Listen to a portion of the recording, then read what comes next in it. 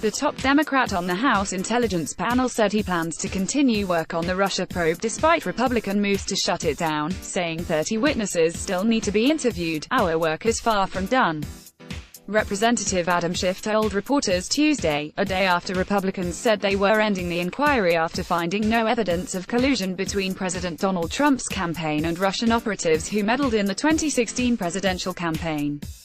Schiff said that Democrats will write their own conclusions and plan to release transcripts of the panel's interviews at that time. "It will take us time to finish that work," he said, adding that intelligence agencies will need to review the transcripts for classified information. "We intend to append to our report the complete transcripts of all the witnesses," Schiff said.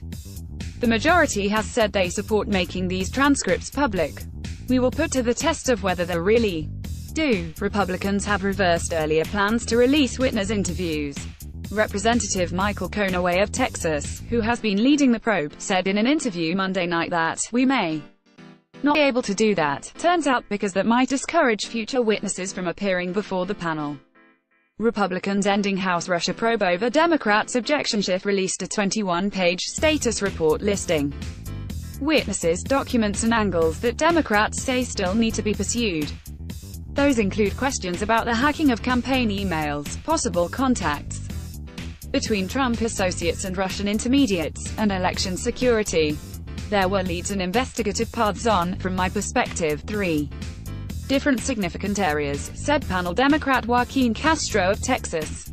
"First on collusion, second on money laundering, and third on obstruction of justice." Democrats said the committee never requested documents from about 20 entities of interest, including Deutsche Bank AG, social media companies and the National Rifle Association. Democrats say Republicans refused to interview a number of significant witnesses, including former White House press Secretary Sean Spicer, former Chief of Staff Reince Priebus, and former National Security aide of Katie McFarland. Among the more than 15 people and groups Democrats say should be compelled to appear again are produced documents of Donald Trump Jr., Trump's personal lawyer Michael Cohen, his son-in-law Jared Kushner, former White House Communications Director Hope Hicks, and Attorney General Jeff Sessions.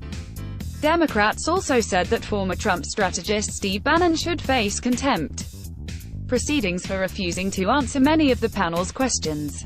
In particular, Democrats said the committee failed to investigate fully Trump's business operations. There are also remain critical, unanswered questions about the source of President Trump's personal and corporate financing, they wrote. For example, Deutsche Bank, which was fined $630 million in 2017 over its involvement in a $10 billion Russian money laundering scheme, consistently has been a source of financing for President Trump, his businesses, and his family.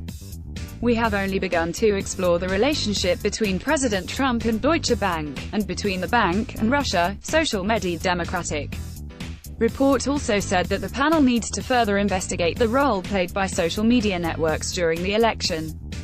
Specifically, it said the committee should send letters to Facebook Inc., Twitter Inc., and Alphabet Inc.'s Google requesting that they pool resources and conduct a joint investigation into the full scope and depth of the Russian influence campaign. Democrats also said the companies should publish a public repository of all content in their networks linked to suspicious Russian accounts.